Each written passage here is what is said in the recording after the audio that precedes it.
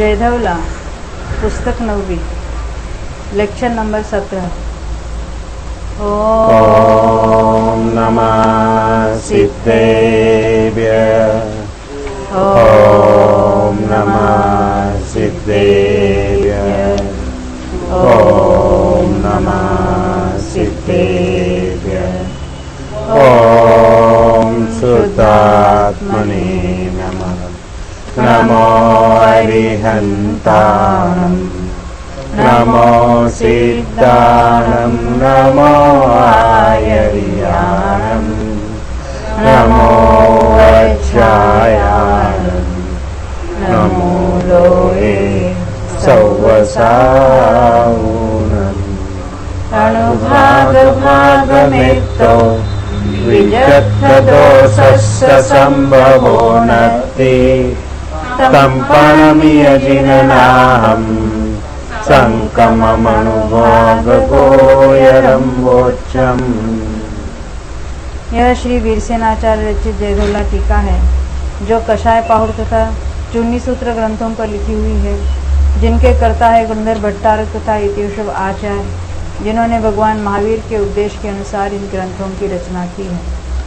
9वीं पुस्तक, यह भी जो बंधक अधिकार है, तो उसमें भी हम संक्रमण को देखते हुए पृष्ठ संख्या 137 पर आ गए, 137। अभी अपनी पद निक्षेप की चर्चा चल रही है, उसमें प्ररूपणा और स्वामित्व हमने देख लिया है, और स्वामित्व में हमने जगन्य के स्वामी का ओग से कथन देखा।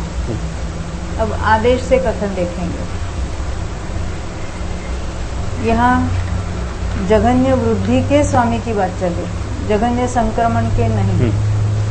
जघन्य वृद्धि किसके होती है उसकी बात हमने देखी थी। तो मिथ्यात्व में जघन्य वृद्धि किसके होती है हमने देखा था, सूक्ष्म लब्धि। सूक्ष्म निगोद लब्धि अपर्याप्त, हत समुत्पत्ति से बढ़ाकर बंध करता है अनंत भाग अधिक, उसको जघन्य वृद्धि है। जितना बढ़ाए उतना ही घटाता है, वो जघन्य हानि है। और वृद्धि और हानि के पश्चात है वो अवस्थान है। ये तो मिथ्यात्व में देखा था। 8 कषाय में भी ऐसा ही लेना। अनंत अनुबंधी में कुछ विशेषता थी, वृद्धि में तो ऐसा ही लेना है, हानि में विशेषता थी। जघन्य वृद्धि तो सूक्ष्म निगोद में ली थी ना, देखना फिर।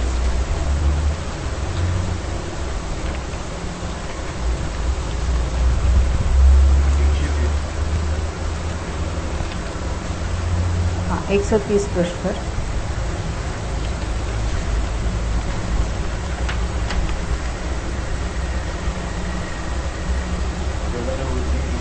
ओ, विसर्जना करने के बाद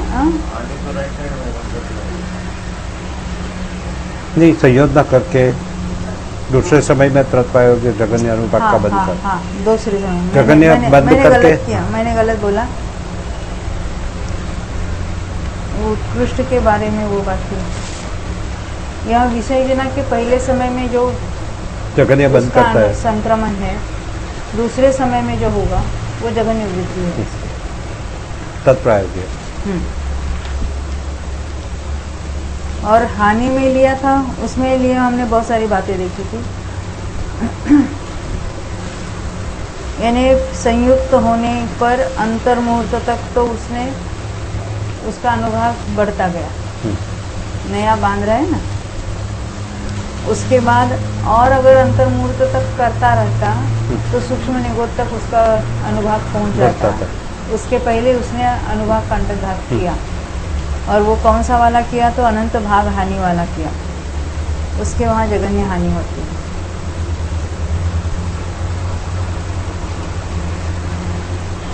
हाँ, क्रोध संज्वलन में मिथ्यात्व के समान बताया था, वृद्धि में ठीक है, और हानि में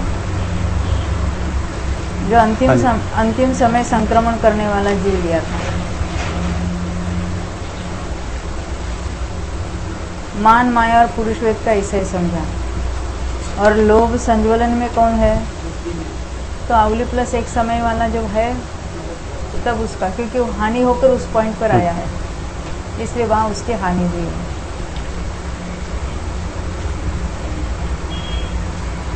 स्त्रीवेद में तो देखा था हमने कि अंतिम अनुभाग कांडक क्षपणा करने वाला पहले समय में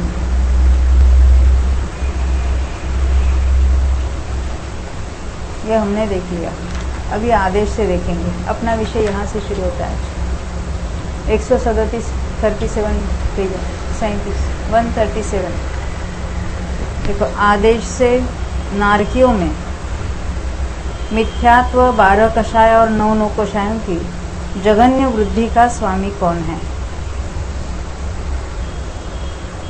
जघन्य संक्रमण नहीं पूछा, जघन्य वृद्धि किसके होती है वो बात पूछी। जो अनंत भाग वृद्धि रूप से वृद्धि करता है, ऐसा अन्यतर जीव जघन्य वृद्धि का स्वामी है। यानी जितनी था संक्रमण उससे अनंतवा भाग बढ़ाकर करने लगता है तो उसका वो स्वामी है। तथा जो अनंत भाग हानि रूप से हानि करता है, ऐसा अन्यतर जीव जघन्य हानि का स्वामी है। यानी यहाँ तो वो बात नहीं है जो हमने ओग में देखी थी। तथा इनमें से किसी एक स्थान में जघन्य अवस्थान का स्वामी है। जघन्य वृद्धि या जघन्य हानि के बाद होता है वो जघन्य अवस्थान है। अनंतानुबंधी चतुष्क का भंग ओघ के समान है। अभी हमने देखा ना, जघन्य वृद्धि कहाँ देखी थी? संयोजना के जो दूसरे समय में जो बंद किया, उसका जब संक्रमण होगा तब। और हानि भी अभी हमने देख ली। सम्यक्त्व की जघन्य हानि का स्वामी कौन है? जिसके दर्शन मौखिक क्षपणा में एक समय अधिक एक आवली काल शेष है, वो उसकी जघन्य हानि का स्वामी है। यानी कृत्य वेदक का करते करते यहाँ आया है, आवली प्लस 2 समय से आवली प्लस 1 समय तक आया, तो वहाँ जो हानि हुई है वो जघन्य हानि। इसी प्रकार पहली पृथ्वी के नारकी सामान्य तिर्यंच, पंचेंद्रिय तिर्यंच द्विक, सामान्य देव और सौधर्म कल्प से लेकर सहस्रार कल्प तक के देवों में जानना चाहिए। ये सामान्य तिर्यन बताए तो वहाँ तो सूक्ष्म लब्धि अपर्याप्त लेना है ना। किसकी बात चल रही है यहाँ पर? जघन्य हानि और वृद्धि की। सम्यक की, सम्यक प्रकृति की चल रही है। सम्यक प्रकृति की जघन्य हानि देख रहे हैं हम। नारकियों में देख रहे हैं, जहाँ कृतकृत्य वेदक उत्पन्न होते हैं उनके बारे में यह कथन लागू होता है। और ऐसे ही अन्य मार्गणा बताई जहाँ कृतकृत्य वेदक वाले जीव हो सकते हैं। तो पंचेंद्रिय तिर्यंच द्विक या सामान्य तिर्यंच, इसीलिए उनको यहाँ देख लिया। अब सहस्रार्थ इसलिए कहा क्योंकि वो सभी कथन, सभी स्टेटमेंट्स लागू होते हैं। क्योंकि मिथ्यात्व वगैरह में तो हमने अनंत भाग वृद्धि की बात की थी, और वहाँ वृद्धि वाली बात नहीं होगी, इसलिए सहस्रार्थक। यानी वहाँ कृतकृत्य वेदक की अपेक्षा ये सहस्रार्थक वो शब्द नहीं लेना। अन्य कर्मों में जो बताया है वो वहाँ पर भी लागू होता है, इसलिए।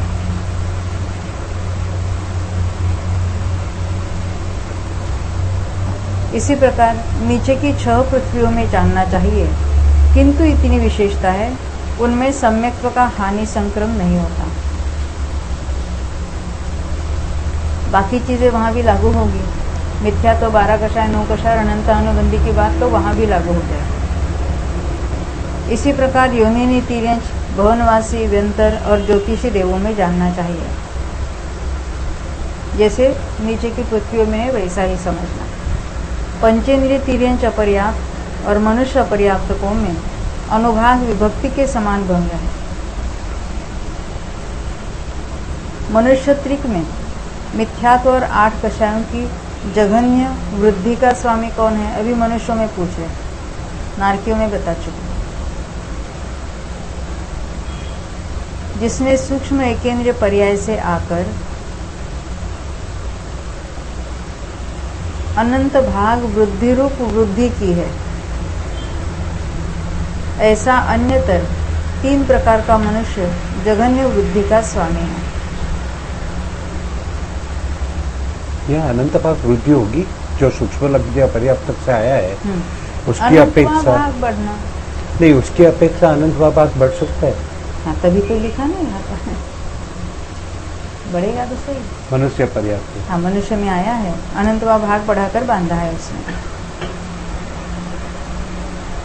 अनंत भाग हानि करने पर यही अन्यतर मनुष्य जघन्य हानि का स्वामी है। यानी वहां बांधता इतना ही नहीं, उसकी हानि भी करता है। हाँ, सूक्ष्म में से आया हुआ जीव है।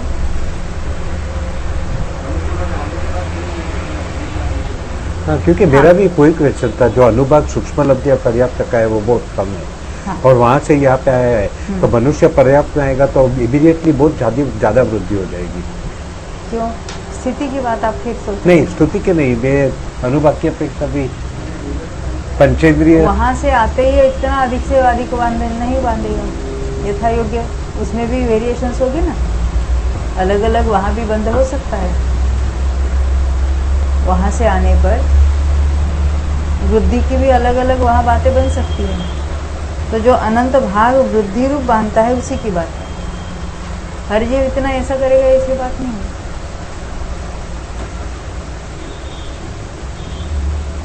यानी उसने अनंत भाग वृद्धि की और फिर उसने उसी की हानि की। तो मनुष्य में वृद्धि, जघन्य हानि यहाँ पर घटित होती है।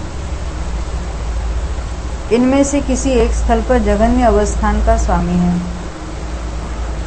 सम्यक्त्व, सम्यक मिथ्यात्व, क्या बराबर करना, मिथ्यात्व और अनंतानुबंधी चतुष्क का भंग ओघ के समान है।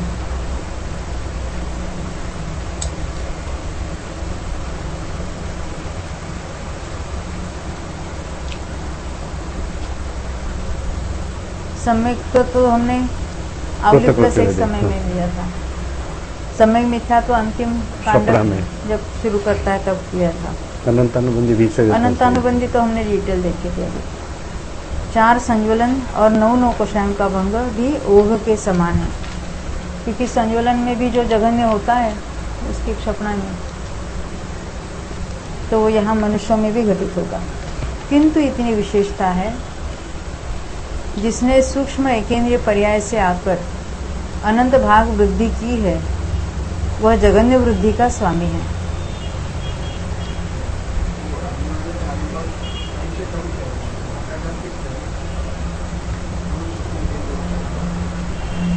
अनंतवा भाग बढ़कर बांधता है तो शुरुआत में वो कम है अनुभाग, उसकी अपेक्षा बढ़कर बांधा उसने। मैंने 4 संज्वलन और 9 कोशांग के बारे में भी ऐसा ही कहा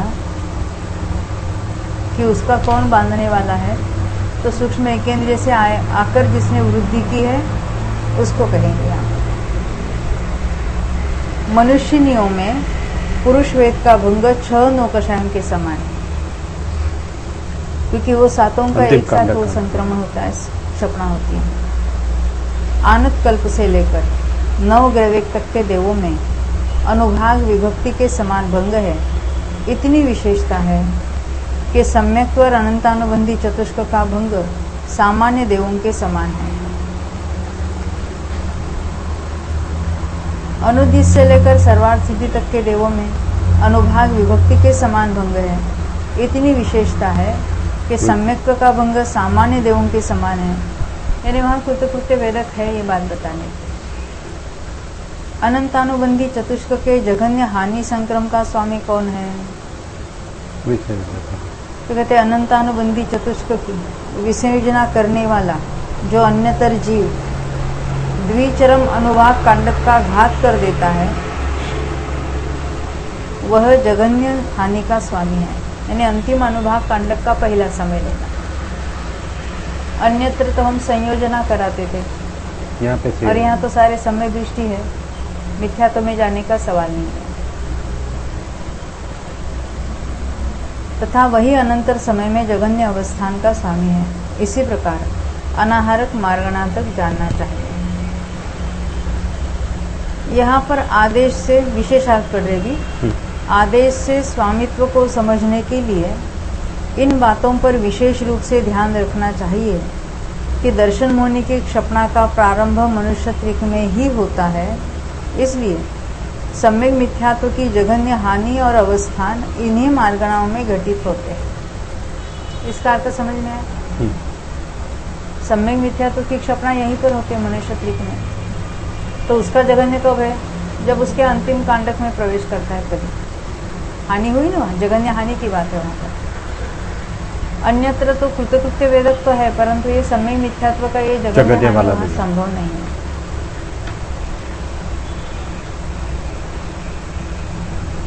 गति संबंधी अन्य मार्गणाओं में नहीं, गति संबंधी अन्य में नहीं ऐसा कहा, अन्य मार्गणाओं में बिल्कुल नहीं ऐसा नहीं कहा, क्योंकि जहाँ काय मार्गणा होगी तो त्रस में होता है, इंद्रिय मार्गणा में पंचेंद्रिय में होता है, ऐसा कहीं नहीं होता। गति संबंधी अन्य मार्गणा में नहीं होता, नरक देव और तिरिंचों में नहीं होता। यद्यपि मनुष्य त्रिक में तो सम्यक्त्व की हानि और अवस्थान दोनों बन जाते हैं, परंतु गति संबंधी अन्य जिन मार्गणाओं में, देखो सम्यक्त्व की हानि तो वो अंतिम समय में बताया हमने, संक्रमण का अंतिम समय, परंतु जघन्य अवस्थान कब होगा? हानि के पश्चात नहीं अंतिम कांडक कहते हैं। हाँ, वहाँ तो प्रति समय घात हो रहा है, वहाँ तो अवस्थान नहीं बन सकता। तो जब अंतिम कांडक में प्रवेश कर चुका अवस्थान, तो अंतिम कांडक में प्रवेश किया तभी जगह वहाँ उसकी हानि हुई और उसके बाद अवस्थान हुआ, उसको जघन्य अवस्थान। ये डिफरेंस है अवस्थान में और जघन्य हानि में। अन्यत्र जहाँ जघन्य हानि है उसी के बाद जघन्य अवस्थान बताया। सम्यक प्रकृति में प्रति समय हानि हो रही है, उसको उतना का उतना रहेगा ही नहीं, वो तो हानि ही होती चली जाएगी। इसलिए वहाँ अवस्थान कांडक के, जब अंतिम कांडक हुआ था तब उसका अवस्थान लेना, अवस्थान में जघन्य तब लेना।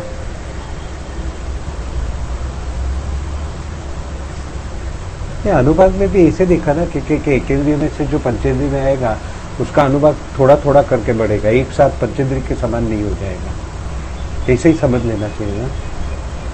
अभी हर एक जीव में अलग अलग अपने अपने योग्य होगा, परंतु वहां से आते ही उसका एकदम उत्कृष्ट संकलेश तो नहीं होगा। हाँ। और है भी वो अपर्याप्त जीव, उत्कृष्ट संकलेश उत्कृष्ट बंध करने वाले तो पर्याप्त हो गए, और वहां से आते ही इतना डिफरेंस नहीं होगा। हमने देखा ना, वृद्धि भी होती है मैक्सिमम, वो पर्याप्त उनकी होगी।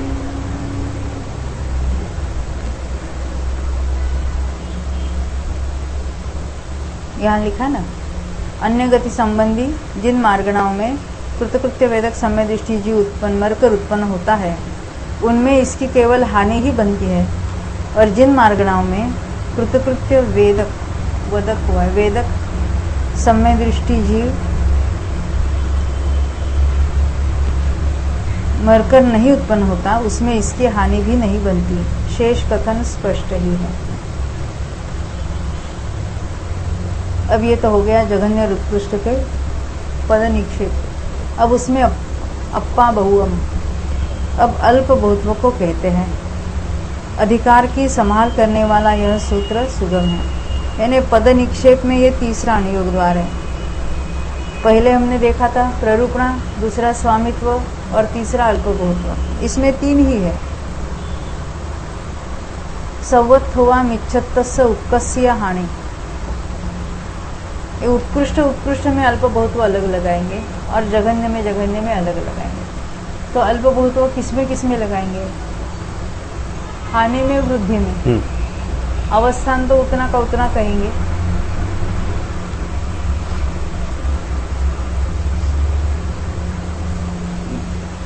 सवत हुआ मिच्छत सौकस्य हानि, यहाँ भी ऊपर वो सूत्र का साइन नहीं किया फ्लावर।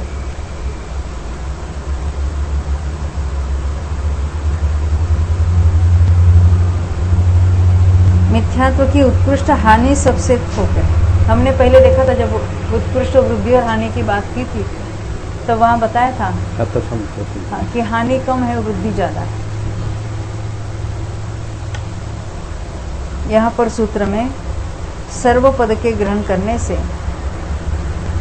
संवत होवा लिखा था ना, सबसे स्तोक है। मिथ्यात्व के अनुभाग संक्रम विषय उत्कृष्ट वृद्धि, उत्कृष्ट हानि और उत्कृष्ट अवस्थान, इन तीन पदों का ग्रहण करना चाहिए। इन तीन में ही अल्पबहुत्व चलेगा। उत्कृष्ट हानि, उत्कृष्ट वृद्धि और उत्कृष्ट अवस्था, वो भी मिथ्यात्व के बारे में। उन सब में या उन सब से उत्कृष्ट हानि सबसे स्तोक है, और वह उत्कृष्ट हानि उत्कृष्ट अनुभाग कांडक प्रमाण है। हमने स्वामित्व में भी इसको देखा था कि जो उत्कृष्ट में उत्कृष्ट अनुभाग कांडक है वहाँ पर उत्कृष्ट हानि होती है, और वृद्धि जहाँ संगी पंचेंद्रिय के योग्य चतुस्थान के ऊपर उसका था और फिर उसके बढ़ाकर बांधता है उसको अनुभाग को, तब उसकी बात बताई।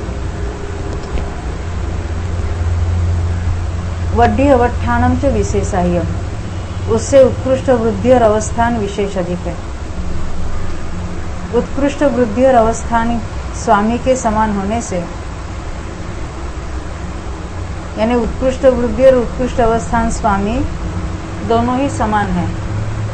स्वामी के समान होने से नहीं, वो के उसको नहीं लगाना अपनी भाषा में, आगे दोनों के स्वामी समान होने से,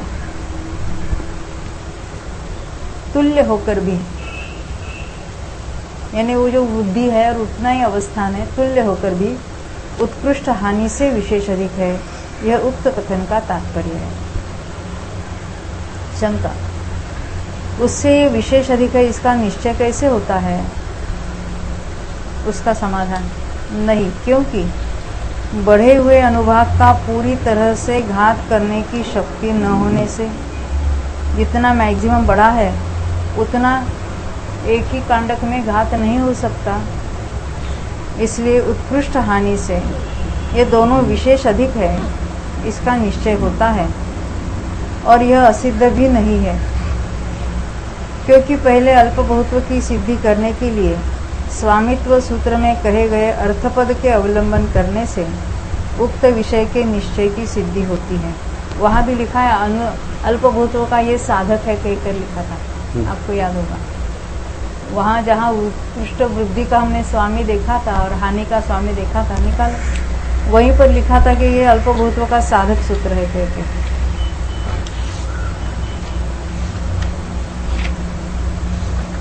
मिथ्यात्व में वो उत्कृष्ट वृद्धि की बात चल रही थी।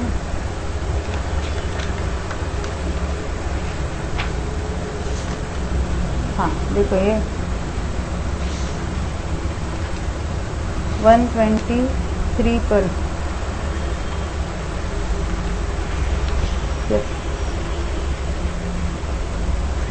नहीं, आगे होगा 125 पर।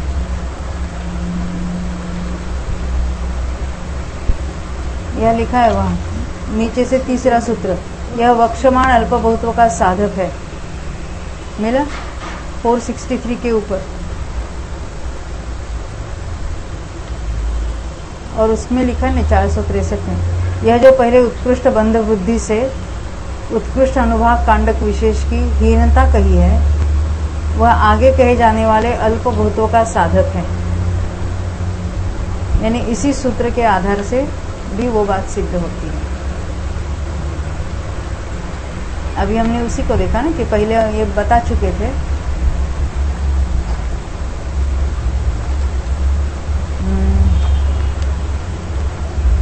स्वामित्व सूत्र में बताया था, ये 125 पेज पर है।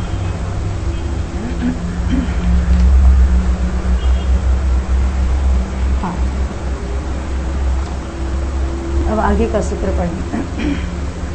एवं 16 कषाय नव कषायानाम, इसी प्रकार 16 कषाय और 9 कषायों की उत्कृष्ट वृद्धि, उत्कृष्ट हानि और उत्कृष्ट अवस्थान का स्वामी जानना चाहिए। यह अर्पणा सूत्र सुगम है, क्योंकि विशेष के अभाव के आश्रय से यह सूत्र प्रवृत्त हुआ है। वहाँ भी हमने देखा था ना 139, अभी हम 125 पर देख के आए ना, जैसे मिथ्यात्व का देखा था वैसे 16 कषाय और 9 कषायों की बात बताई गई। यही बात यहाँ फिर दोबारा बता दी। अब सम्यक्त्व की बात करेंगे। सम्मत सम्मामिच्छत्ताणम उपकस्य हानि अवठाणम च सरिसम। सम्यक्त और सम्यक मिथ्यात्व की उत्कृष्ट हानि और अवस्थान सदृश है। वहाँ तो वृद्धि होती ही नहीं है, तो अल्पभूत किस में लगाएंगे? हानि और अवस्थान में, तो वो दोनों समान है। और उत्कृष्ट हानि कब होती है?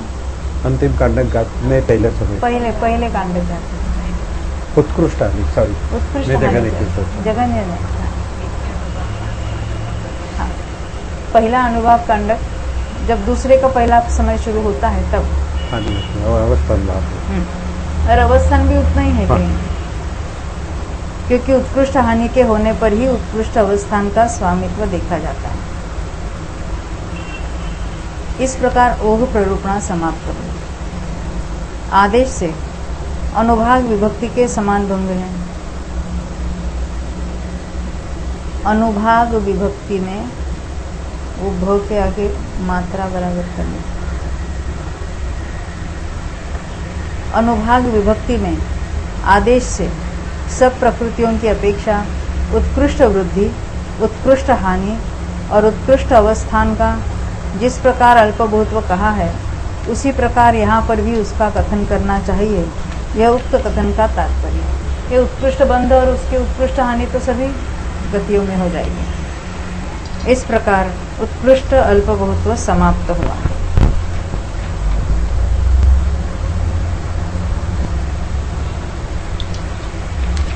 अब 140 पृष्ठ पर आते हैं। जहन्नयम। अब जघन्य अल्पभूत्व को कहते हैं। उत्कृष्ट अल्पभूत्व की समाप्ति के बाद अब जघन्य अल्पभूत्व को बतलाते हैं। इस प्रकार यह प्रतिज्ञा सूत्र है। मिच्छत्तस्य जहन्यावड्ढी हानि अवट्ठान संकमोच तुल्यो। हमने देखा था ना, हत समुत्पत्ति के ऊपर बढ़ाकर बांधता है और उतना ही घात करता है। तो बढ़ाने के बाद भी और घात के बाद भी अवस्थान उतना का उतना रहेगा। तो तीनों ही समान है, क्योंकि ये तीनों सूक्ष्म एकेंद्रिय संबंधी हत समुत्पत्तिक जघन्य अनुभाग के अनंतवे भाग में प्रतिबद्ध है। प्रतिबद्ध यानी हत समुत्पत्तिक का जितना अनुभाग है, जघन्य अनुभाग, उसके अनंतवे भाग प्रमाण बढ़ाकर बांधता है, उतना ही घटाता है, और बढ़ाया या घटाया उसके बाद उतना ही रहता है। एवं 8 कषायाणम। इसी प्रकार 8 कषायों के जघन्य वृद्धि, जघन्य हानि और जघन्य अवस्थान संक्रम का अल्पभूत्व जानना चाहिए। जिस प्रकार मिथ्यात्व के अभिन्न विषय वाले जघन्य वृद्धि, ये वृद्धि हुआ है, वृद्धि, जघन्य हानि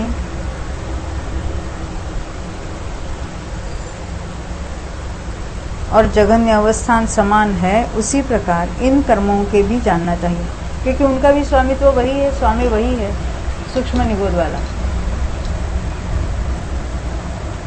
सम्मतस्य सर्वत्वा जघन्य हानि। सम्यक्त्व की जघन्य हानि सबसे स्तोक है। सर्वत्र तो जघन्य हानि और अवस्थान इकट्ठा दिखा है, सम्यक प्रकृति में कुछ अलग है, क्योंकि इसका स्वामी कौन है? वो तो आवली प्लस एक समय वाला जब बाकी है तब। और जघन्य अवस्थान कब है? जब अंतिम कांडक में प्रवेश कर चुका तब। द्विचरम का कांडक घात हुआ और चरम में एंटर किया तभी की बात है। इसलिए कहते हैं सम्यक्त्व की सम्मतस्य सर्वत्वा जघन्य हानि। सम्यक्त्व की जघन्य हानि सबसे स्तोक है। वृद्धि का तो सवाल ही नहीं है इसमें। हानि और अवस्थान में ही अल्पभूत्व चलेगा, क्योंकि प्रति समय होने वाली अपवर्तना द्वारा घात को प्राप्त हुआ सम्यक्त्व का अनुभाग दर्शन मुख की क्षपणा में एक समय अधिक एक आवली काल के शेष रहने पर जघन्य पने को प्राप्त हो जाता है। इसलिए उसके सबसे स्तोक होने में विरोध नहीं पाया जाता है। यानी जब आवली और 2 समय बाकी थे तो उसका अनुभाग जितना था एक समय वो घटकर आवली प्लस एक समय पर पहुंचा। वहां पर जितने कट हो गए, घट हो गए उसके, वो उसका जघन्य हानि है उसके लिए। इसलिए उसके सबसे स्तोक होने में विरोध नहीं पाया जाता। जहन्यम अवट्ठानम अनंत गुणम। अभी कहते उससे जगन्य अवस्थान अनंत गुना है। ये डिफरेंस समझ में है ना क्यों? क्योंकि प्रत्येक समय अनुभाग घट रहा था, अनंत विभाग तो वो कितना घटकर एकदम बहुत कम हुआ था। तो वहां जो कुछ घटना हुआ था वो तो जगन्य में जगन्य था, जगन्य हानि थी। परंतु अवस्थान तो तभी होते जब ये कांडक घात हो गए, तो ये बहुत पहले हो चुके थे, इसलिए उसकी बात करनी। उससे जगन्य अवस्थान अनंत गुना है, क्योंकि प्रति समय होने वाली अपवर्तना के प्रारंभ होने के पूर्व ही, क्योंकि जब कांडक रुक जाते तो बाद में प्रति समय अपवर्तना होती है, पूर्व ही अंतिम अनुभाग कांडक में इसका जघन्यपना उपलब्ध होता है। जब अंतिम अनुभाग कांडक शुरू हुआ, पहले समय में तो उसका अल्पतर हुआ और बाद में उसका यानी हानि हुई और बाद में उसकी अवस्थान हुआ। सम्मामिच्छत्तस्य जहन्या हानि अवट्ठान संकमोच तुल्य। परंतु सम्यक मिथ्यात्व में तो वो प्रति समय वाली बात नहीं होती, वहां तो अनुभाग कांडक ही होते हैं। इसलिए कहते हैं सम्यक मिथ्यात्व का जगन्य हानि और जगन्य अवस्थान संक्रम तुल्य है, क्योंकि दर्शन मोह के क्षपक जीव के द्विचरम अनुभाग कांडक प्रमाण हानि होकर जगन्यपने को प्राप्त हुए, इन दोनों में परस्पर समानता की सिद्धि होने में किसी प्रकार की भी प्रतिपत्ति नहीं है। यानी दोनों समान है। कौन दोनों? जगन्य हानि और जगन्य अवस्थान।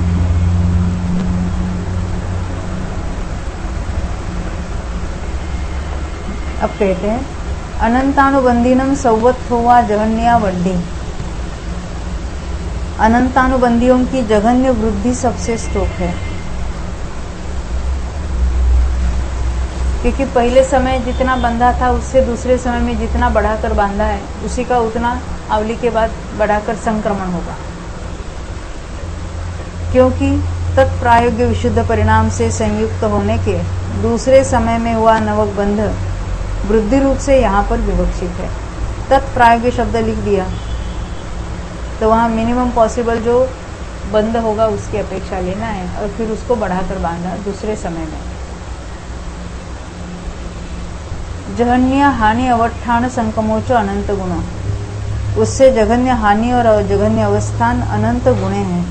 हमने अभी भी देखा था अनंत अनुबंधी की जघन्य हानि कब होगी? तो पहले समय में जितना बांधा दूसरे समय में, तीसरे समय में, चौथे समय में वो बढ़ाकर बांध रहा है। अंतर्मूर्त तक तो बढ़ाकर बांधा, फिर भी वहां का अनुभाग सूक्ष्म एकेंद्रियों के हत समुत्पत्ति से अनंत विभाग कम है, वहां पे कांडक घात होगा। और अंतर्मूर्त तक बांधता तो सूक्ष्म एकेंद्रिय के समान हो जाता, परंतु वो बढ़ते हुए कांडक घात होगा, वहीं पर उसका कांडक घात होता है और अनंतवा भाग कम हो जाता है इसका। तो वहां पर उसकी जघन्य हानि और जघन्य अवस्थान है।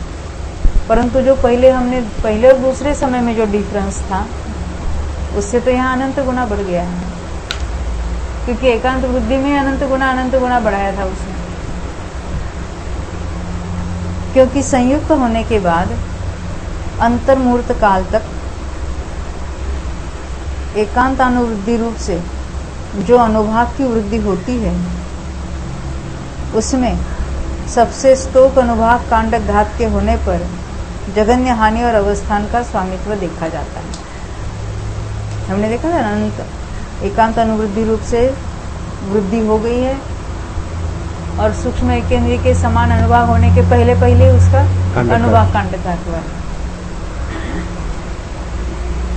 चतुसंजरण पुरी सवेदानम संवत्थोवा जघन्या हानि। 4 संज्वलन और पुरुष वेद की जघन्य हानि सबसे स्तोक है।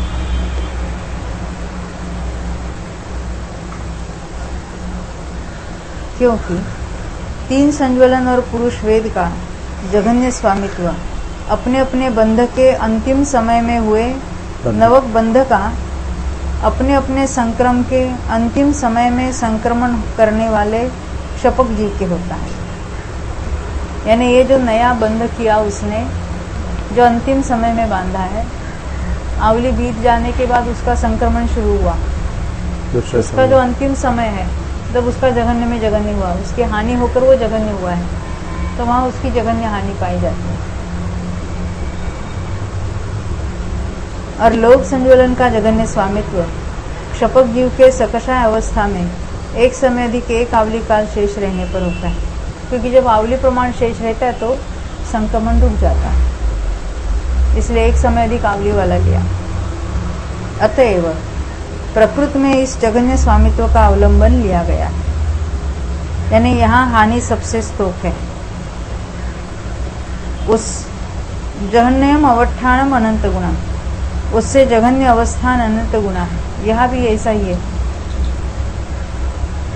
क्योंकि ये जो अभी हम हानि देख रहे थे तो प्रति समय हानि देख रहे थे, और अवस्थान होगा जब कांडक होगा अंतिम, क्योंकि प्राचीन सत्कर्म संबंधी दो भेद किए ना, एक नया बनने वाला और एक पूर्व में सत्ता में विद्यमान, इसलिए कहते हैं प्राचीन सत्कर्म संबंधी अंतिम अनुभाग कांडक के समय प्राप्त होने वाले प्रकृत जघन्य अवस्थान विषयक स्वामित्व का यहाँ पर अवलंबन लिया गया है। जब अंतिम अनुभाग कांडक शुरू हो जाता है तो पहले समय में तो उसकी हानि होकर वो शुरू हुआ, दूसरे तीसरे समय में उतना का उतना रहेगा तो उसको कहेंगे वो अवस्थान, जघन्य अवस्थान। जघन्य वड्ढी अनंत गुणा, उससे जघन्य वृद्धि अनंत गुणी है, क्योंकि जघन्य अवस्थान संक्रम से अनंत गुणे सूक्ष्म एकेंद्रिय संबंधी अनुभाग के आश्रय से इसका जघन्यपना प्राप्त होता है। ये जघन्य हुआ, जघन्यपना प्राप्त होता है। ख्याल में आए, क्षपणा में उसके जो कांडक हो चुके थे उससे वहां तो ये एकेंद्रिय के अनुभाग से भी अत्यंत हीन ऐसा अनुभाग वहां चल रहा था, उसका कांडक घात हो रहा था। उसकी अपेक्षा ये सूक्ष्म एकेंद्र, क्योंकि वृद्धि कब होती है संज्वलनों की भी सूक्ष्म एकेंद्र, वृद्धि में तो सबको वहां पर लगा, 16 कषाय 9 कषाय को वृद्धि में वहां पर ले गया। अनंत अनुबंधी के जघन्य वृद्धि में केवल वो विसंयोजना का दूसरा समय लिया, बाकी संयोजना का दूसरा समय।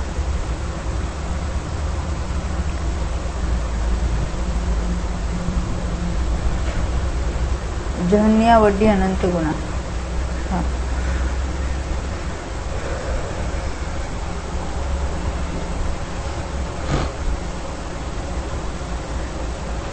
अट्ठनो कसायनम जहन्य हानि अवठान संकमोच तुल्लो थोवो। 8 9 कषायों के जघन्य हानि और जघन्य अवस्थान संक्रम परस्पर तुल्य होकर सबसे स्तोक है, क्योंकि इन दोनों पदों का अपने अपने अंतिम अनुभाग कांडक के समय जघन्य स्वामित्व देखा जाता है।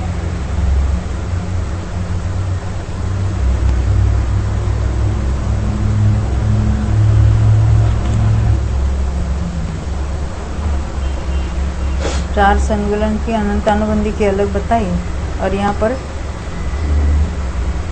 8 की बात की।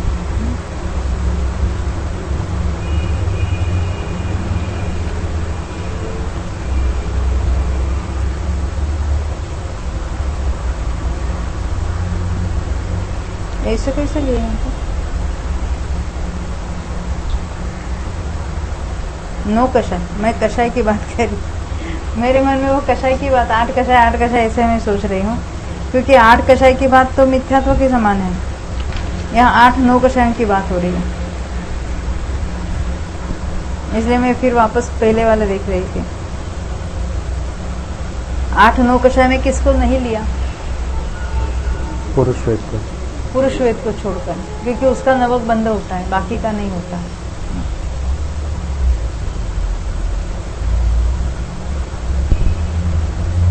हाँ। जघन्य वड्डी अनंत गुणा, उनसे जघन्य वृद्धि अनंत गुणी है, क्योंकि सूक्ष्म एकेंद्रिय संबंधी अनुभाग में अनंत भाग वृद्धि होने पर प्रकृत जघन्य स्वामित्व उपलब्ध होता है। इस प्रकार ओघ प्ररूपणा समाप्त हुई।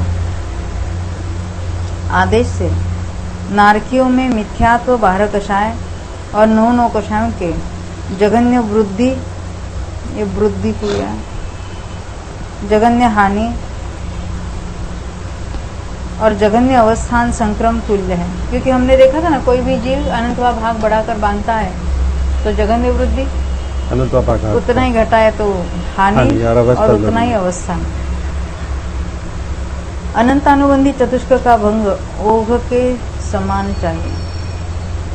आ का ओ करना और सभान दिख रहे समान करना चाहिए।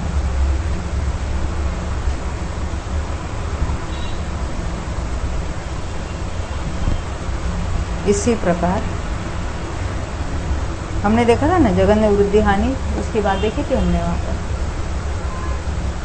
कौन कम था और कौन ज्यादा था? हानि कम थी और वृद्धि ज्यादा थी, बराबर ना? हानि कम थी, हाँ। वृद्धि कब हुई थी? पहले से दूसरे समय में जो हुआ था वो हाँ। वृद्धि हुई थी, और हानि ऊपर जाकर हुई थी अंतर्मुख के बाद। हाँ। तो हानि में अनुभव ज्यादा होगा, यानी उसकी हानि अधिक होगी कि वृद्धि अधिक होगी? वृद्धि और ज्यादा होगी। देखो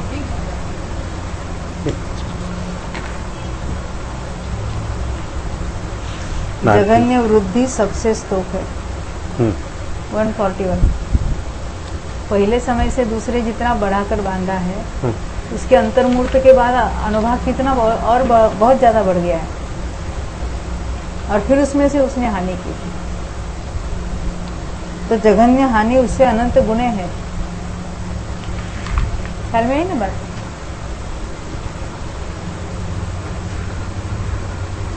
यहाँ पर भी ये जघन्य वृद्धि अनंत गुणी बताई।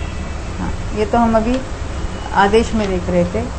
अनंतानुबंधी का चतुष्क का भंग ओके समान है। इसी प्रकार सब नारकी सामान्य तिर्यंच, पंचेंद्रिय तिर्यंच त्रिक, सामान्य देव और सहस्रार कल्प तक के देवों में वो देव बराबर करना। ये अनंत गुण अनंत, हमने तो अनंत भाग वृद्धि और अनंत भाग हानि देखी थी ना नारकियों में। हाँ, परंतु जो वृद्धि हुई है हाँ, उससे हानि का प्रमाण अनंत गुना है, ये कहते हैं। नहीं समझा? वृद्धि कब हुई? पहले समय में जितना था उससे जितना अनुभाग बढ़कर बांधा है उतना ही संक्रमण में वृद्धि हो गई। हाँ, वो तो दूसरे समय में। हाँ, अब अंतर्मूर्त बीत गया, हाँ, तो अनुभाग कितना हुआ? अनंत गुना बढ़ गया। हम्म, अब ये बढ़ा हुआ अनुभाग जो अनंत गुना बढ़ा है वो एक इंद्रिय से भी कम है, फिर भी अनंत गुना है। जो पहले समय में था दूसरे समय में था उससे अनंत गुना बढ़ गया। प्रति समय अनंत गुना बढ़ता हुआ वहां पर पहुंचा है। अब उसमें से अनंतवा भाग हानि हो गई, तो वहां जितनी हानि हुई है और ये पहले दूसरे समय में जितना डिफरेंस हुआ है वो हानि अनंत गुनी है उससे। तो वृद्धि कम है, हानि ज्यादा है। हाँ, यही तो बता देते ना।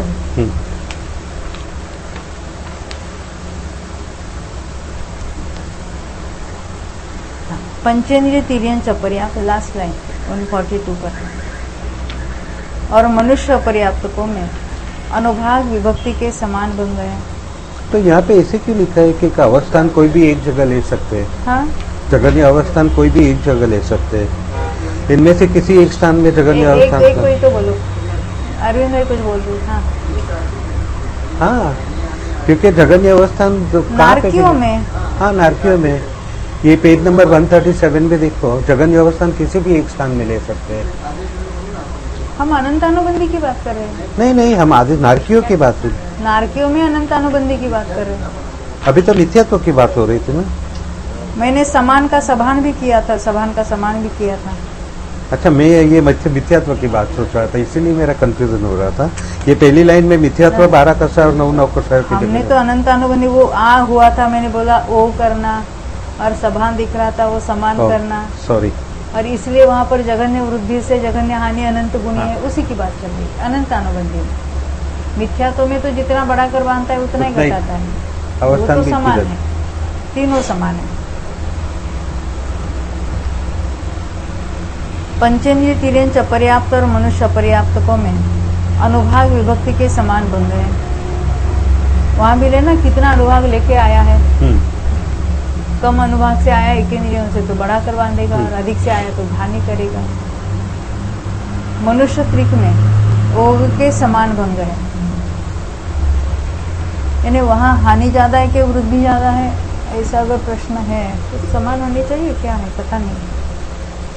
वृद्धि विभक्ति में हम देखना है, अनुभाग विभक्ति में वृद्धि विभक्ति, वृद्धि तो एक दिवस है, वृद्धि नहीं, पद निक्षेप चल रहा है ना अपना, पद निक्षेप आदेश में।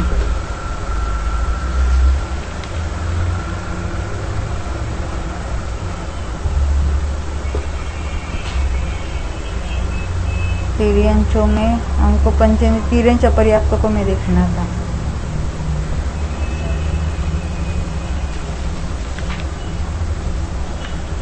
देखो तिर्यंचों की बात हम पढ़ेंगे पूरी।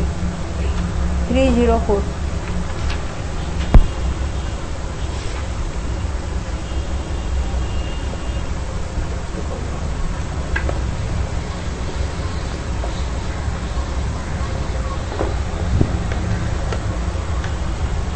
तिर्यंचों की देखते, 22 प्रकृतियों की जघन्य वृद्धि किसके होती है?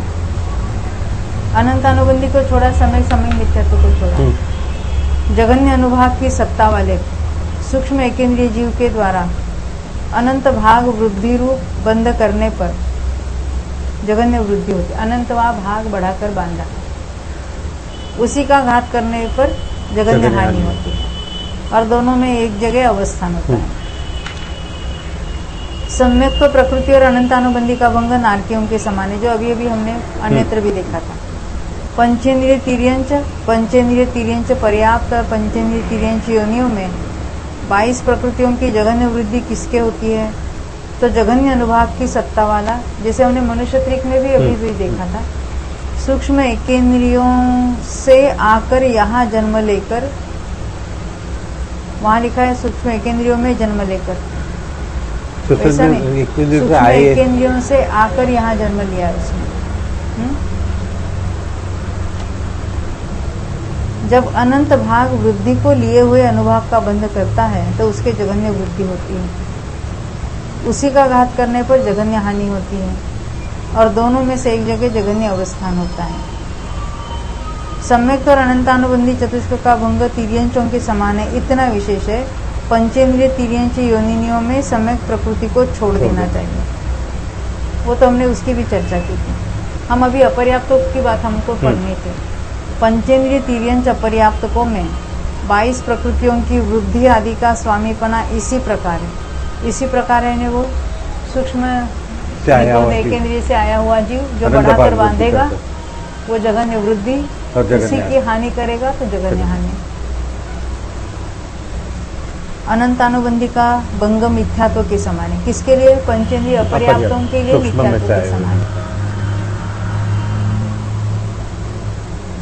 इसी प्रकार मनुष्य अपर्याप्त को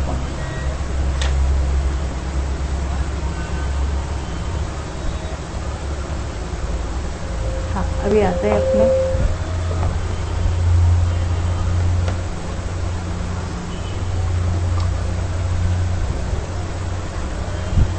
एक 143 पर आ गया।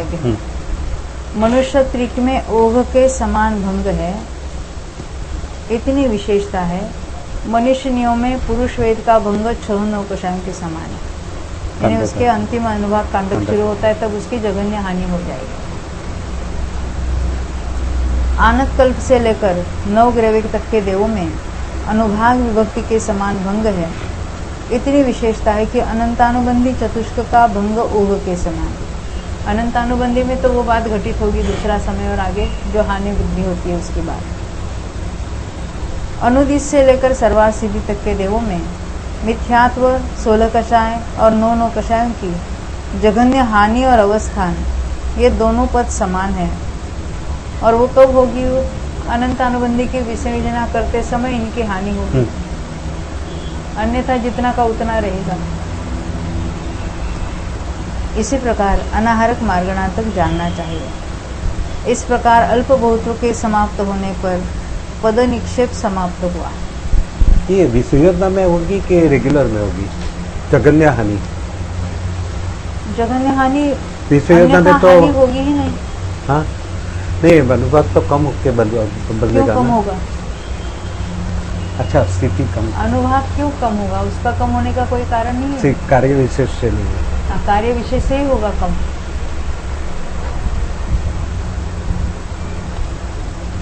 देखो यहाँ इसमें देखना 5वें नंबर जहाँ पढ़ रहे थे ना 305 पेज पर, आनंद स्वर्ग से लेकर सर्वार सिद्धि तक के देवों में 26 प्रकृतियों की जघन्य हानि किसके होती है? अंतिम कांडक का नाम अनंतानुबंधी चतुष्क का विसर्जन करने वाले जीव के द्वारा अंतिम अनुभाग कांडक का घात किए जाने पर जघन्य हानि होती है।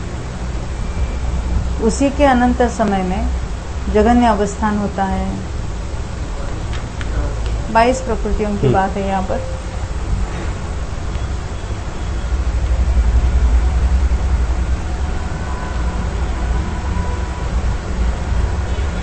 क्योंकि अनंतानुबंधी के नीचे विशेषता लिखी है, देखो 4 लाइन नीचे दूसरे इतनी कांडक विशेषता है कि अनंतानुबंधी चतुष्क के द्विचरम अनुभाग कांडक का घात किए जाने पर उसकी जघन्य हानि होती है, और 22 प्रकृति में अंतिम कांडक का घात किए जाने पर। क्यों ऐसा डिफरेंस?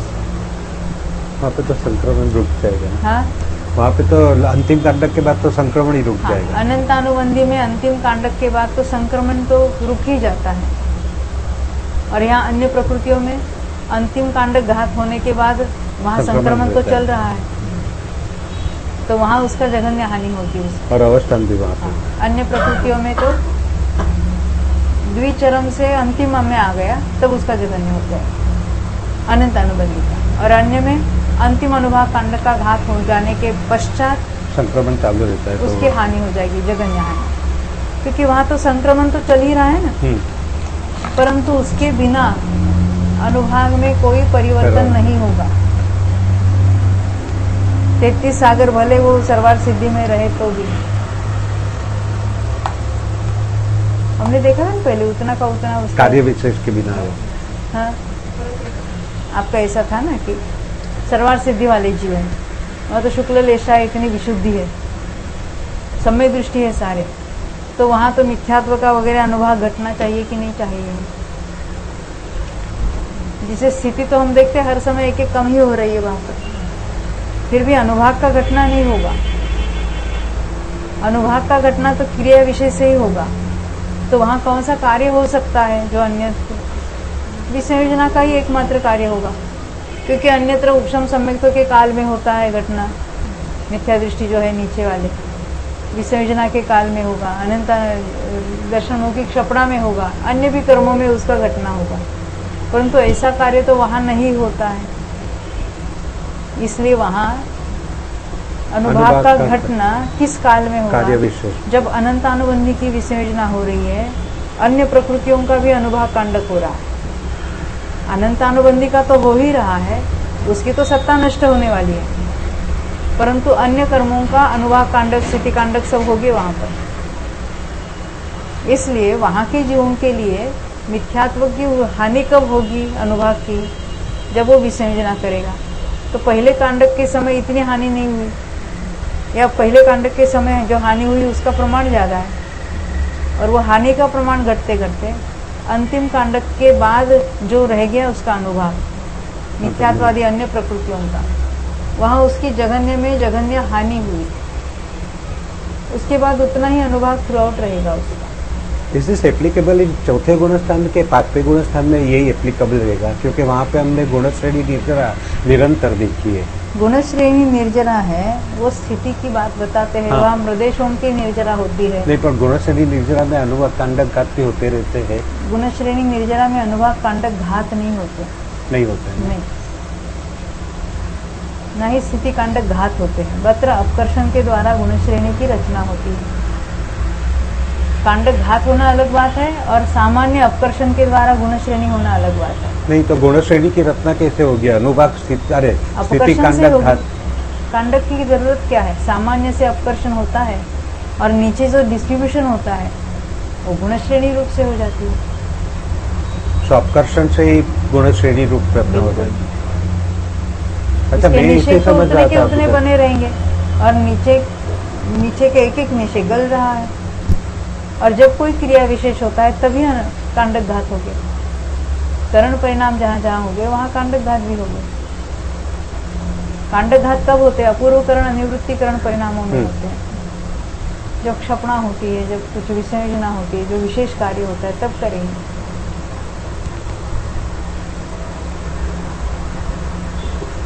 हाँ, अभी अपना पद निक्षेप समाप्त हुआ। अब यहाँ से वृद्धि अनुयोग द्वार शुरू हो जाएगा। वृद्धि अधिकार शुरू होगा, अनुयोग तो उसमें 3 पढ़ेंगे। वड्डीये तिन्नी अनुयोग दाराणी समुक्कीर्तना सामित्य अप्पा भगवंच, इसमें भी 3 है। जैसे पद निक्षेप में 3 थे। पहले तो भुजगार अवस्थित वगैरह उसकी बात की, तो उसमें विशेषता बताने के लिए भुजगार यानी बढ़ना,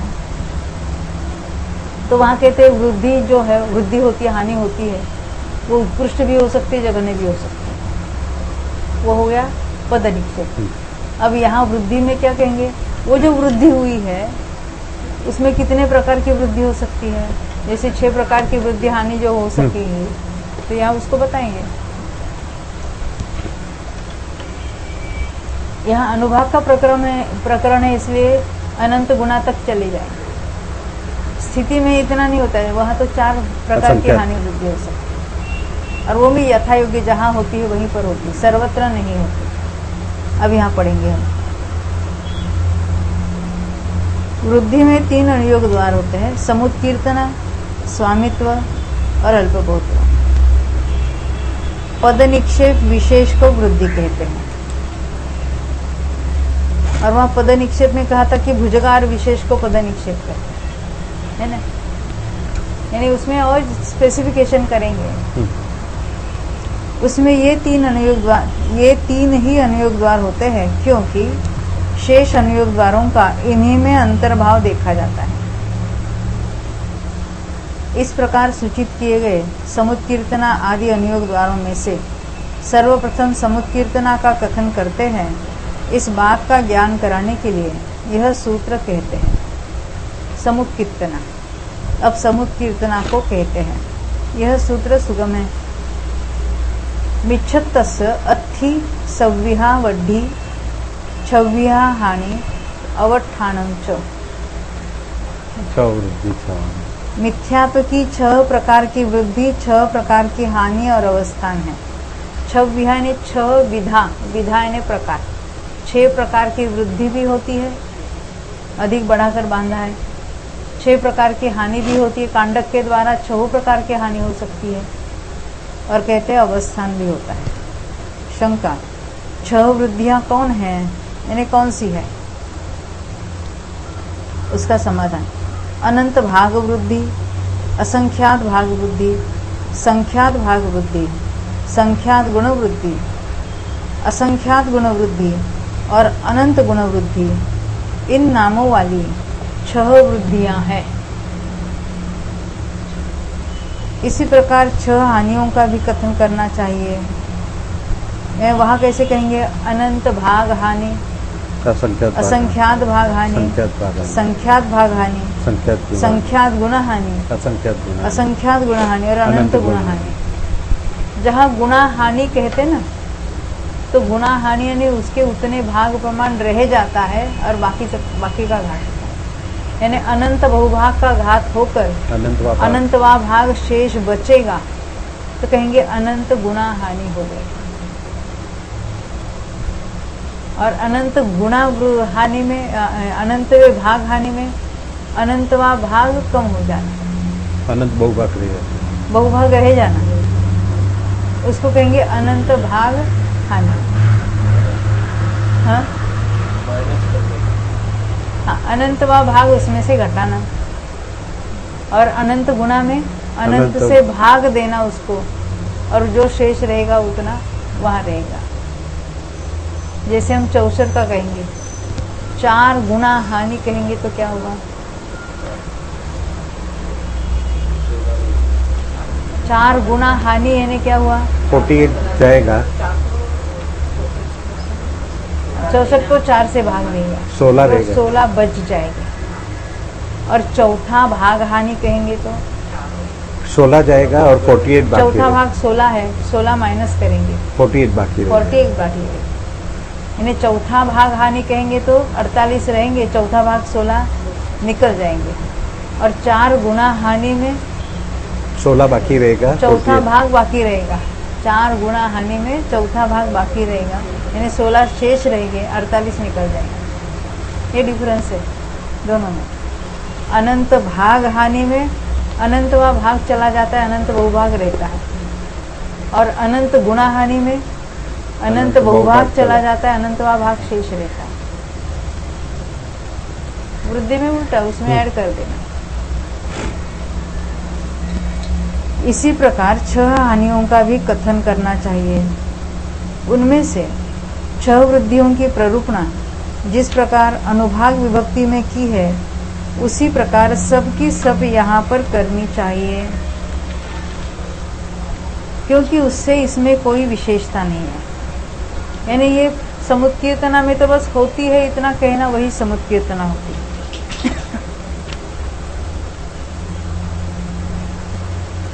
यहाँ पर वही बताई कि ये 6 प्रकार की वृद्धि, 6 प्रकार की हानि और अवस्थान है। उसमें और कुछ अलग से समुत्कीर्तना उन्होंने नहीं किए।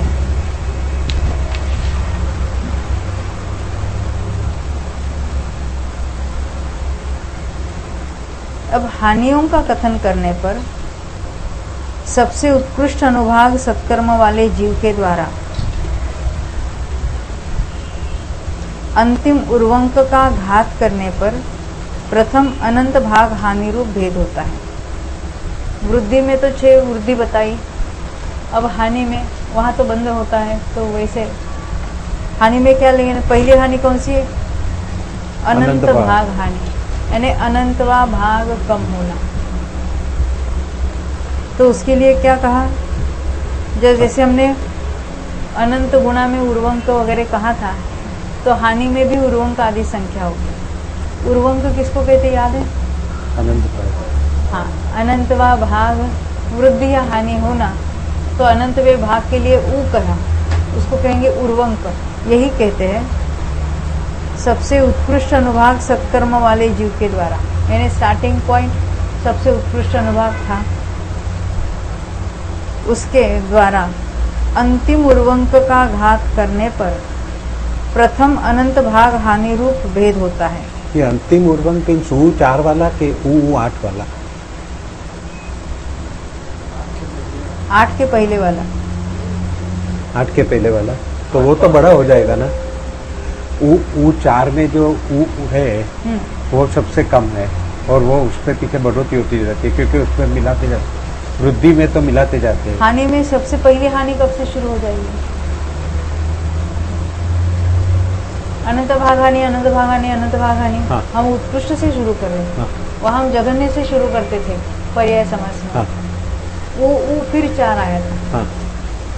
हम हानि में अभी उल्टे क्रम से आ रहे हैं। अच्छा, ऊपर से उसमें भी उल्टा क्रम, यानी वो 4 वाला ही होगा। हाँ। फिर भी वो कौन सा है?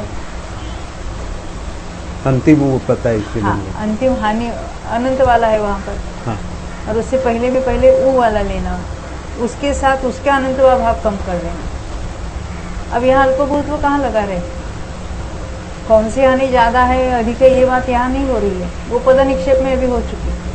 अब यहाँ तो नया अधिकार तो शुरू हुआ है। अभी वो अनंतवा भाग है कि अनंत गुणा है कि क्या है, उसकी बात चल रही। तो वो जिसको कहते हैं वो क्या है? अनंत भाग हानि।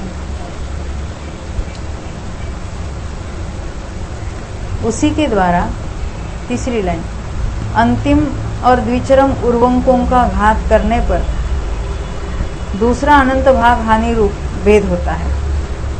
यानी दोबारा घात हुआ, वो भी दूसरा अनंत भाग हानि दूसरी बार हुई। इसी प्रकार इस विधि से नीचे कांडक प्रमाण उतरे हुए जीव के, एक कांडक प्रमाण क्या होता है? ये सद्गुणा। कांडक किसको कहा?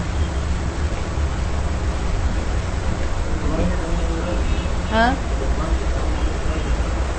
हाँ, याद है आपको? नहीं, कौन सी कांडक की बात है? सिद्धि कांडक के अनुभाग कांडक? हाँ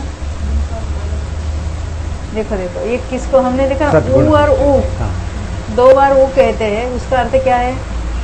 कांडक बार हुआ। कांडक की वैल्यू कितनी देखी थी? अंगुल का संख्या। सुच्चंगुल का असंख्यात होगा। हमने देखा ना, सुच्चंगुल के असंख्यात वे भाग बार उर्वंक होगा, तब जाके चतुरंक आएगा। उसको कहेंगे कांडक बार। कांडक का प्रमाण कितना है, यानी कितने बार वही की वही सुच्चंगुल हानि का होती असंख्यात चली है। जाएगी, तो सुच्चंगुल का असंख्यात होगा। तो कहते हैं इस विधि से नीचे कांडक प्रमाण उतरे हुए जीव के पश्चातानुपूर्वी से प्रथम संख्यात भाग वृद्धि रूप स्थान के प्राप्त होने तक उतारना चाहिए। क्या कहते हैं? ये पश्चातानुपूर्वी से उसको संख्यात भाग हानि का प्रथम स्थान कहा, क्योंकि हानि की शुरुआत हम ऊपर से देख रहे हैं। वृद्धि में क्या करते थे? जघन्य से शुरुआत करते थे और फिर ऊपर बढ़ेंगे। हानि में भी क्रम ऐसा ही कहेंगे। ये संख्या कैसे लिया?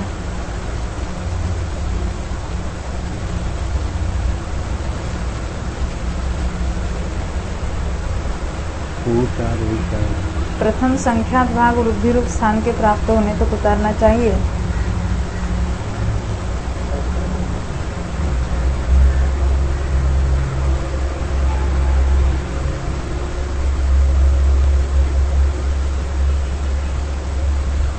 पश्चातानुपूर्वी कुछ लिखा है ना उसके, यानी उल्टे क्रम से बताया उन्होंने। हाँ, असंख्यात भाग हानि ही होगी उसके पश्चात। नहीं, यहाँ क्या लिखा? इस प्रकार ऊपर ना, एवं अनेन विहानेन हिट्ठा ओयारेयवं जाव कंडे मित्त ओयिन्नस्य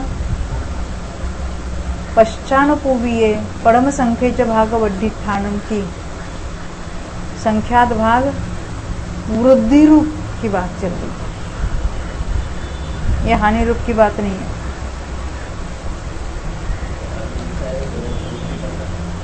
नहीं, वो बराबर है। देखो देखो, ये क्या कहते हैं? पश्चातानुपूर्वी से संख्यात भाग वृद्धि का प्रथम स्थान आने तक। देखो मैं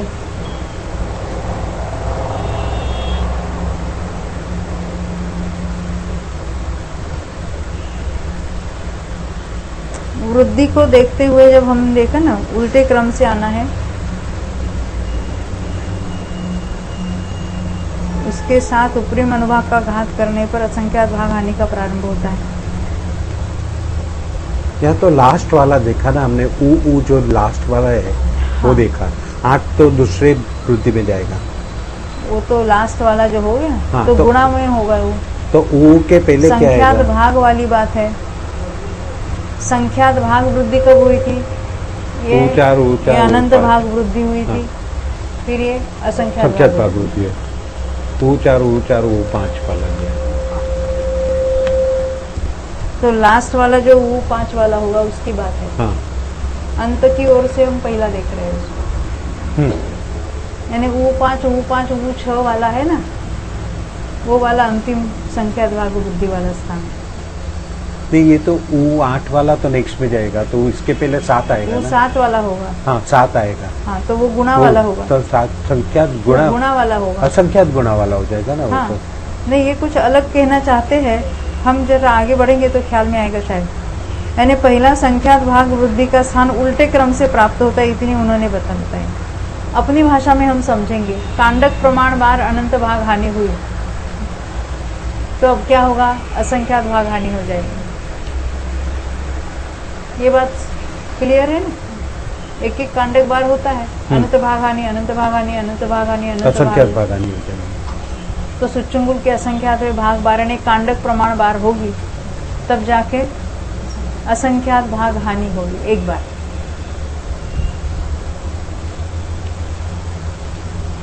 ये इसका अर्थ हम कुछ समझ नहीं रहे हैं, वो हम समझेंगे आगे चलकर। पुनः उसके साथ ऊपरी अनुभाग का घात करने पर असंख्यात भाग हानि का प्रारंभ होता है। यहाँ से लेकर पश्चातानुपूर्वी से प्रथम संख्यात भाग वृद्धि के उत्पन्न होने तक असंख्यात भाग हानि के विषय रूप स्थान होते हैं।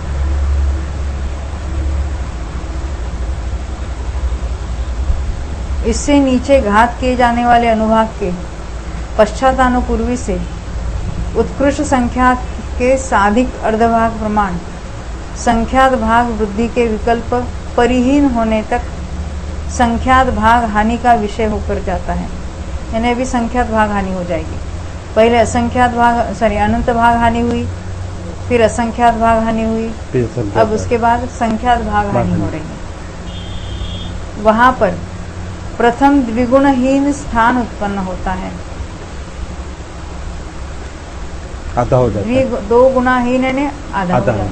दो गुणाहीन यानी आधा स्थान प्राप्त हुआ उसको।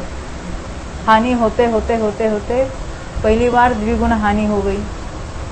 यहाँ से लेकर जगन्य परिता संख्यात के अर्धच्छेद प्रमाण द्विगुण हानियां नीचे उतरने तक, यानी पहला जितना अनंत से शुरू किया था उसका आधा हुआ, आधे से आधा, आधे से आधा, आधे से आधा, ऐसे अर्धच्छेद हो ना, आधा यानी अर्धच्छेद होना। या कितने बार हुआ तो जगन्य परिता संख्या के जितने अर्धच्छेद है उतनी द्विगुण हानियां, यानी आधे का आधा, आधे का आधा, आधे का आया, उसको द्विगुण हानियां कहेंगे।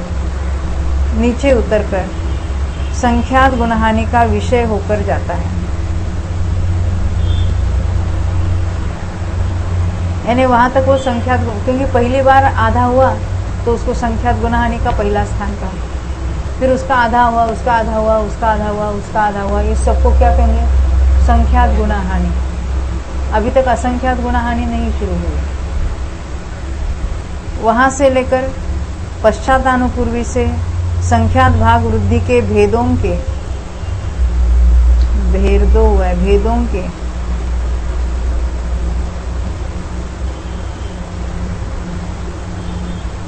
असंख्यात बहुभागों को, संख्यात गुणवृद्धि और असंख्यात गुणवृद्धि के सब अध्वान को तथा उससे नीचे चार वृद्धियों के अध्वान को विषय करके अंतिम अष्टांक स्थान के प्राप्त होने तक असंख्यात गुणहानि का विषय होकर जाता है। हाँ, ये बराबर असंख्यात गुणहानि वाला। हाँ, असंख्यात गुणहानि। यहाँ पर अंतिम अष्टांक स्थान को छोड़कर शेष एक कम षटस्थान प्रमाण, एक घट हुआ है षटस्थान प्रमाण,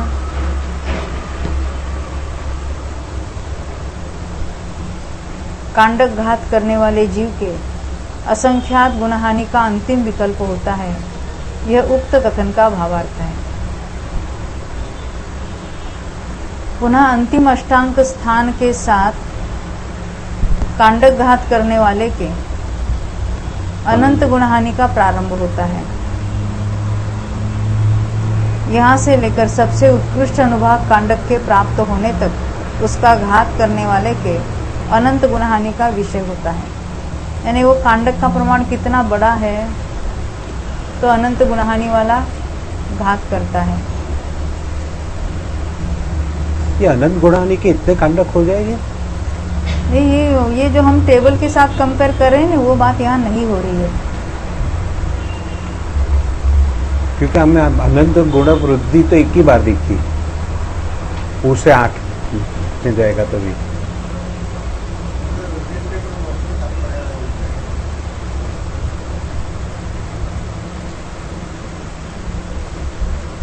यहाँ से लेकर सबसे उत्कृष्ट अनुभाग कांडक के प्राप्त होने तक उसका घात करने वाले के अनंत गुणहानि का विषय होता है। हम इसका विशेषार्थ पढ़ें और ज़्यादा ख्याल में आएगा। इसी प्रकार अवस्थान संक्रम की संभावना का भी कथन करना चाहिए, क्योंकि वृद्धि और हानि रूप दोनों स्थानों पर सर्वत्र ही अवस्थान के होने का निषेध नहीं है। अवक्तव्य पद यहाँ पर संभव नहीं है, क्योंकि मिथ्यात्व के अनुभाग का आलम्बन हुआ है। आलम्बन लेकर न और ब चाहिए, उसकी उपलब्धि नहीं होती।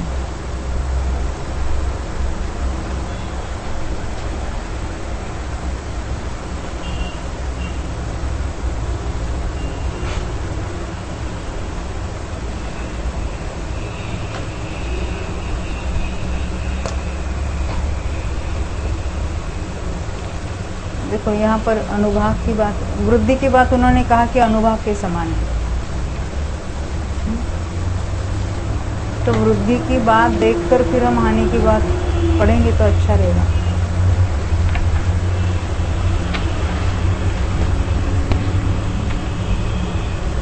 अभी कहाँ 305 पर थे, कहाँ पर थे? 305 5 6 7 वृद्धि विभक्ति 7 पर आ गई।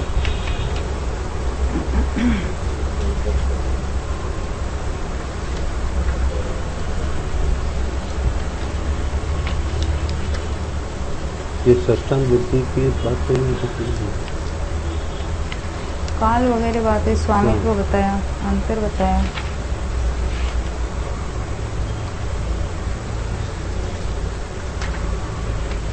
देखो यहाँ पर वृद्धि विभक्ति,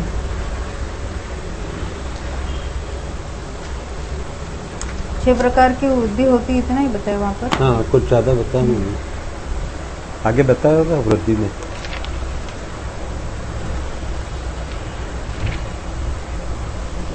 काल बिल उसकी बात है आगे।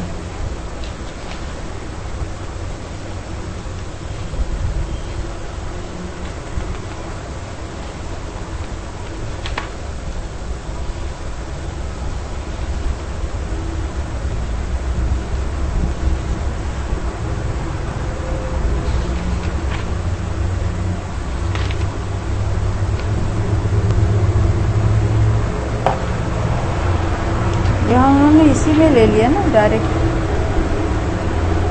छ वृद्धि, छ हानि और अवस्थान होता है, इतनी बात बताई थी।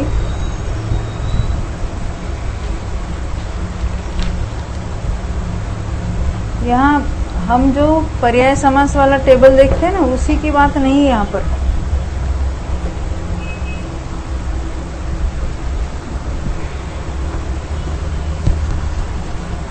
अब कोई अनुभाग है विशिष्ट, उसमें घट हो रही है, तो कितनी हो सकती है उसकी बात चल रही। वृद्धि में क्या था, हमने देखा था, यहाँ से कोई वृद्धि हो रही है तो कितनी हो सकती है? अनंतवा भाग बढ़ सकता है, असंख्यातवा भाग, छह वृद्धि हो सकती है। तो ऐसे हानि में लेना है। हानि में कितनी हानि होती है? अनंतवा भाग कट होना, असंख्यातवा भाग घट होना। यानी यहाँ से जो कांडक घात के द्वारा जो हानियां होती है, वो एट ए टाइम कितनी हानि हो सकती है उसकी बात चल रही है। वो टेबल हमने अलग अलग जो उनकी अपेक्षा देखे थे, परंतु यहाँ बीच वाले जो यहाँ तक के जो स्थान है वो सारे अनंत भाग हानि वाले स्थान है। और अधिक हानि होगी तो क्या कहेंगे उसको? असंख्यात भाग हानि। और ज्यादा हानि होगी तो क्या कहेंगे? संख्यात भाग हानि, संख्यात गुना हानि, असंख्यात गुना हानि, अनंत गुना। अच्छा, उल्टा लेना है।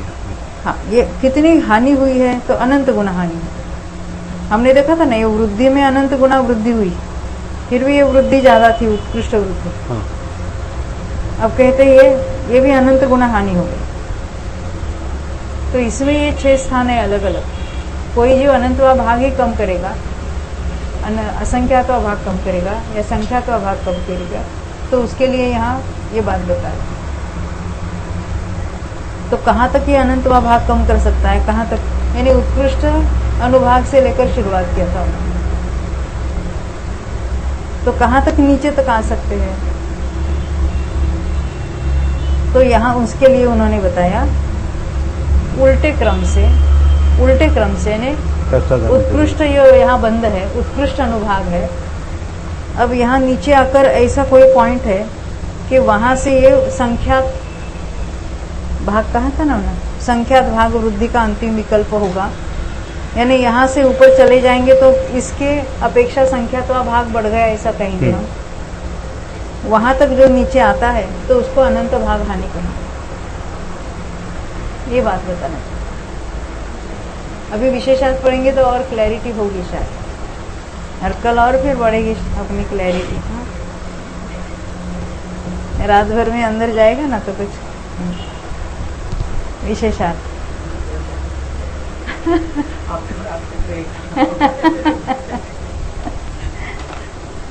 दूसरे दिन सॉल्यूशन निकल आता है। यहाँ पर मिथ्यात्व के अनुभाग संक्रम में छह वृद्धियां, छह हानि और अवस्थान संक्रम कैसे संभव है, इसका उहापोह किया है। उहापोह ने चर्चा की है। उनमें से छह वृद्धियों का व्याख्यान अनुभाग विभक्ति के समय कर आए हैं, इसलिए यहाँ पर छह हानियों का ही मुख्य रूप से विशेष विचार किया है। यहाँ पर जो कुछ कहा गया है उसका सार यह है, जो उत्कृष्ट अनुभाग सत्कर्म है, अभी मैंने यही बताया ना, ये उत्कृष्ट अनुभाग सत्कर्म है, ये वाला सत्ता में मैक्सिमम अनुभाग पड़ा है, उसका यदि घात किया जाए तो ऊपर से घात करते हुए नीचे की ओर आया जाएगा। बस है नहीं, इसका अनुभाग घात होगा तो कम अनुभाग हो जाएगा उसका। उसमें भी सबसे जघन्य अनुभाग कांडक अंतिम उर्वंक प्रमाण होता है। अब वो अनुभाग कांडक का प्रमाण कितना है, तो अंतिम उर्वंक वाला जो जितना है अनंत भाग हानि वाला लास्ट में लास्ट। क्योंकि अंतिम उर्वंक क्यों कहा, क्योंकि जो भाग देने वाली संख्या वो तो सर्वत्र समान है, तो जिसको भाग देना है वो संख्या अगर बड़ी है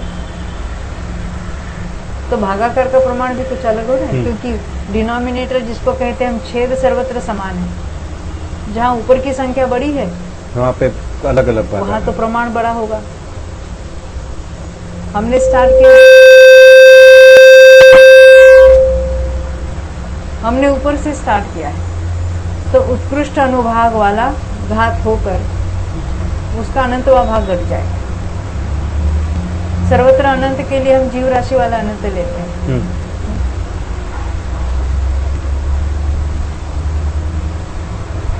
उससे बड़ा अनुभाग कांडक, देखो फिर पढ़ती हूँ इसको, पहली लाइन उसके, उसमें भी सबसे जघन्य अनुभाग कांडक अंतिम उर्वंक प्रमाण होता है। एक छोटे में छोटा अनुभाग कांडक यदि यहाँ किया जाए उत्कृष्ट सत्कर्म के साथ तो अंतिम उर्वंक के समान होता है, इतनी बात बताई। उससे बड़ा अनुभाग कांडक चरम और द्विचरम उर्वंक प्रमाण होगा। उससे बड़ा है, उससे थोड़ा बड़ा, ये कितने प्रमाण हो गया, ये अंतिम उर्वंक के प्रमाण हुआ। अनंतवा भाग है, अनंतवा भाग है तो उर्वंक प्रमाण होता है, हर उर्वंक की वैल्यू भी अलग अलग होगी, तो ये अंतिम उर्वंक प्रमाण हो गया। उससे थोड़ा बड़ा होगा तो चरम और द्विचरम उर्वंक, चरम द्विचरम उर्वंक वाला होगा। तो उससे बड़ा अनुभाग कांडक चरम और द्विचरम उर्वंक प्रमाण होगा। ये बात ख्याल में आई ना, उल्टे क्रम से अभी हम आ रहे हैं वैसे। इस प्रकार उत्तरोत्तर एक एक उर्वंक स्थान के द्वारा अनुभाग कांडक का प्रमाण बढ़ाते हुए जाइए, बढ़ाते हुए अनुभाग कांडक यानी उतने अनुभाग का घात करने वाला है। अंतिम वाला जो अंतिम प्रमाण था, अब नीचे की ओर आते हैं हम, तो नीचे के की तरफ आएंगे हम, यानी बड़ा कांडक बड़ा है तो घात ज्यादा होगा और शेष बचा हुआ कम बचेगा। यहाँ तो अनंतवा भाग घात हो रहा है, यहाँ भी अनंतवा भाग अनंतवा भाग अनंतवा भाग। जहाँ घात बढ़ेगा तो कहेंगे हम असंख्यातवा भाग घट गया। जितना बड़ा कांडक उतना घात ज्यादा।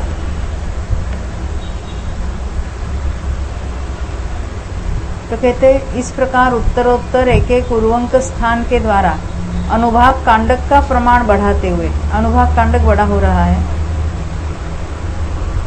जब तक कांडक प्रमाण अर्थात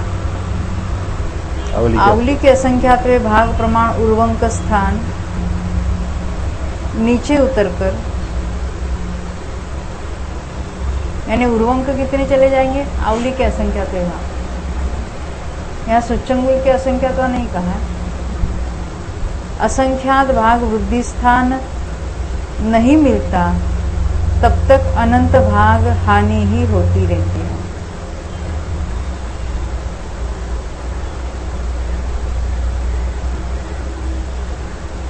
यहाँ हानि का प्रकरण है, इसलिए ऊपर से नीचे की ओर गए हैं और यही पश्चातानुपूर्वी है। यह कांडक का प्रमाण ये आवली के असंख्यात भाग प्रमाण है। कैसे बता रहे हैं कि एक कांडक का प्रमाण है कि इतने कांडक होते हैं आवली के असंख्यात विभाग प्रमाण। हाँ, यहाँ कांडक का प्रमाण ये बताया। एक कांडक का प्रमाण कि इतना आवली के असंख्यात विभाग प्रमाण कांडक होते हैं। उर्वंक स्थान, हाँ, तो उर्वंक स्थान तो एक कांडक हो गया। उर्वंक स्थान यानी हानि के अलग अलग स्थान, यानी इतने अलग अलग प्रकार के कांडक हो सकते हैं। कांडक घात, हाँ, अनुभाग तो ये कांडक, अलग अलग टाइप के अनुभाग कांडक कांडक की बात है यहाँ पर। अनुभाग कांडक का आयाम आवली के असंख्यात विभाग प्रमाण अलग अलग अलग अलग हो गए, वेरिएशंस हो गए, तब तक उसको हम अनंत भाग हानि ही कहेंगे। हाँ। तब तक उसको असंख्यात भाग हानि नहीं कहेंगे।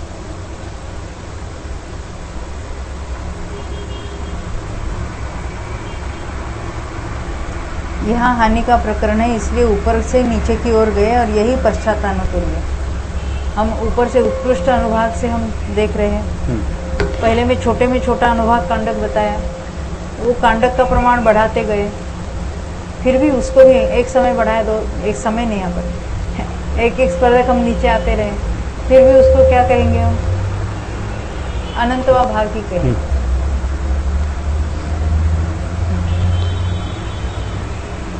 और इसी को यहाँ पश्चातानुकूल भी कहा।